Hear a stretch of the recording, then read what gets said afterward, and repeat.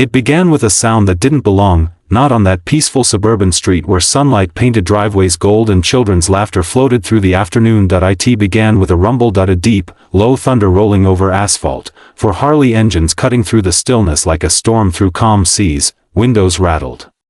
Curtains shifted, mothers whispered their children's names and pulled them indoors. Even the wind seemed to stop and listen. Then the motorcycles came into view, black leather, heavy chrome, vests marked with the fiery insignia of the Hells Angels, their shadows stretched long across the pavement, like dark warnings from another world. When the engines fell silent, the street held its breath, and then, a smaller, trembling voice rose, fragile but clear enough to pierce the quiet. "Sir, will you buy my bike?"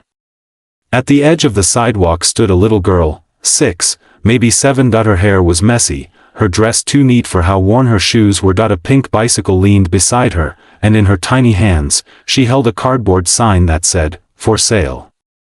The smallest biker, or perhaps the kindest, shut off his engine and climbed down. His boots hit the road with a heavy thud. He knelt before her, the chrome of his bike gleaming behind him like a mirror to the cruel world. Behind the girl, under a dying tree, lay a pale woman wrapped in a blanket, still, weak, and silent, and in that moment, something inside the biker's chest stirred. Something he thought had died long ago. His name was Ryder, though his brothers called him Wolf. A man built from scars and storms, someone who'd long stopped believing in miracles, but as he looked into the girl's eyes, he saw something that cut deeper than any battle wound: exhaustion, fear, and a tiny spark of hope, flickering, fighting not to go out. "What's your name, sweetheart?" Ryder asked softly. "Mara," she whispered, clutching the cardboard tighter. Her voice cracked when she spoke again. "Please, sir. Mommy hasn't eaten in 2 days.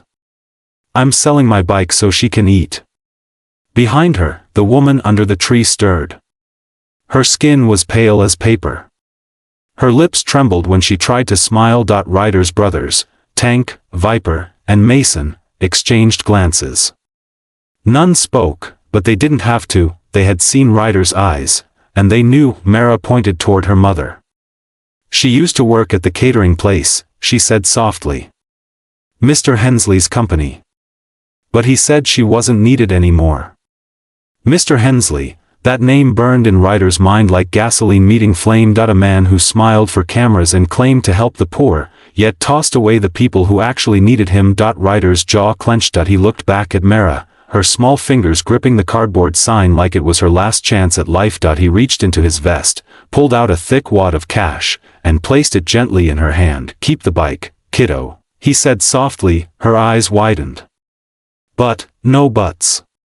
Your mom's gonna eat tonight." He turned to his brothers.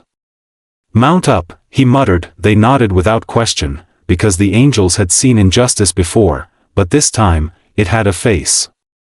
A small one, named Mara. Engines roared to life again, louder this time, not out of anger, but purpose. They didn't ride for revenge, they rode for truth. The sky darkened as they approached the tallest building in town, glass walls reflecting the sunset, a perfect mirror for arrogance. Inside, the air was cold and clean.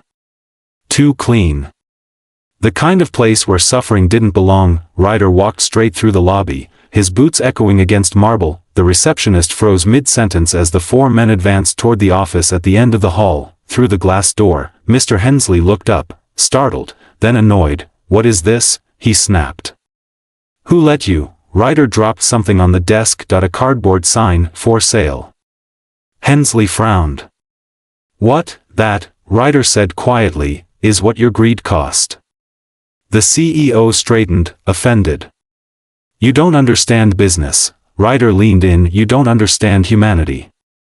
And then, calmly, he told him about the girl, the mother starving under a tree, and the bicycle worth more in love than all his cars combined. Hensley tried to defend himself, mumbled about policy and profit margins, but his voice faltered when he met Ryder's eyes. They weren't eyes of a criminal, they were the eyes of a man who'd seen too much pain, and wasn't willing to watch it happen again. "You can't buy forgiveness," Ryder said softly, standing to leave. "But you still have a chance to do what's right." And with that, they walked out, leaving only silence and a folded cardboard sign on a billionaire's desk. By evening, whispers began to spread across town. the food bank was suddenly full, grocery deliveries appeared at doors of struggling families, anonymous donations cleared hospital bills, and Clara, the woman under the tree, received a call from the catering company. A job offer, reinstated. With back pay. No one knew why. No one asked, but 4 men on motorcycles did, that night, Ryder and his brothers returned to that quiet street.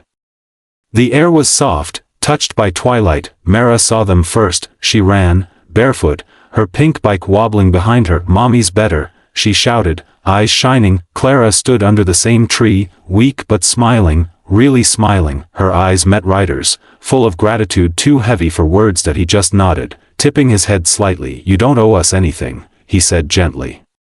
"Just promise you'll never give up again." Clara wiped her tears and whispered, "I won't." That evening, they sat together on the grass, bikers, a mother, and a little girl with a pink bike. They shared bread and laughter as the sun sank low, painting the world gold, and for a brief, shining moment, the world didn't seem broken anymore. Later that night, Ryder parked his Harley by the old workshop he called home. The engines had gone quiet, but their echoes lingered, like memories refusing to fade. He looked up at the stars and thought of Mara, the little girl who sold her bike not for toys, but for love. He smiled, because in her tiny act of courage, she had reminded a lost man what it meant to care again. The next day, people talked about how a CEO changed, how miracles sometimes appear in leather jackets and tattoos, but only a few knew the truth, that kindness doesn't always wear halos. Sometimes, it rides a Harley. If this story touched your heart, if it reminded you that compassion still lives in the most unexpected places, then take a second to like, share, and subscribe to Echo Tales, because sometimes, all it takes is one act of courage, to make the whole world believe in kindness again. Red Heart.